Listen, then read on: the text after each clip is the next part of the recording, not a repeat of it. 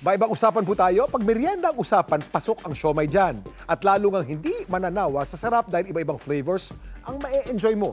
Yan ang kwentong inalam ni Jamie Santos. Sa siksik nitong palaman at malasang sausawan, ang pang-budgetarian na siomay mas nag-level up pa. Pwede mo nang ma-enjoy ang fried siomay sa iba't ibang savory sauces. At kung bitin sa pira-piraso, monster-flavored siomay ang para sa'yo.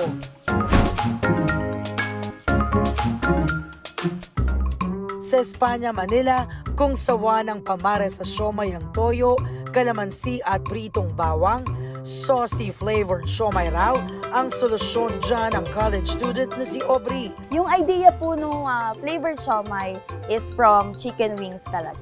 Sobrang hilig ko kasi sa chicken wings, kaya naisipan kong ilagay yung flavors ng chicken wings sa kinalakihan nating siomay. Dahil patok daw sa mga gaya niyang estudyante ang siomay, naisipan niyang ipares ito sa creamy garlic mushroom, barbecue, cheese at buffalo sauce. Yung recipe po ng sauces namin is galing po sa tita ko. Partner po kami pagdating dun sa sauces, nag-come up po kami together with the sauces. Nakakaubos daw sila ng higit 2,000 piraso ng siomay at 16 liters ng sauce kada araw.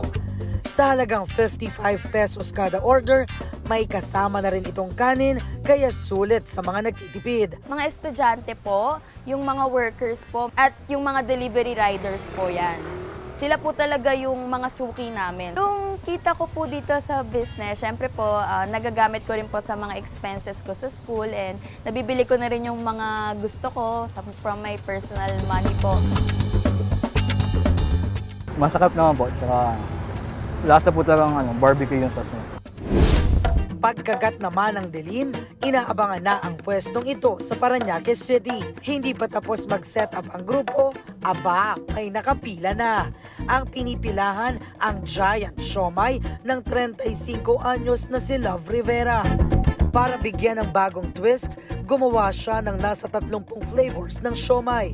Kasama rito ang cheese, pugo, sushi at scallops. Nalilito na ako kung anong flavor na po yun. So sabi ko, what if lagyan natin ng iba-ibang color? So palatandaan din. So mas eye-catching siyang tignan sa tao. With food coloring din po siya. Pero hindi pa tapos ang paandar ni Love. Size matter daw sa kanyang giant flavored siomay. Kung ikukumpara sa regular siomay, nasa 5 piraso raw ang katumbas ng laman nito. At ang size, kasing laki ng palad. Makulay din ang wrapper na ginamit dito. Ang mga kliyente po namin na bumibili is estudyante, trabahador, and then mga driver din po.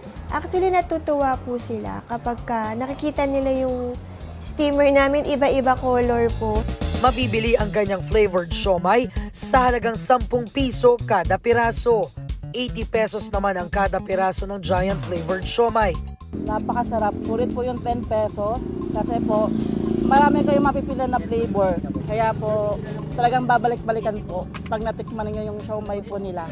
Siksik at talagang sulit na sulit. Ang bagong kulay, lasa at itsura ng paboritong siomay, talaga namang hindi ka mauumay. Ako si Jamie Santos at yan ang kwentong dapat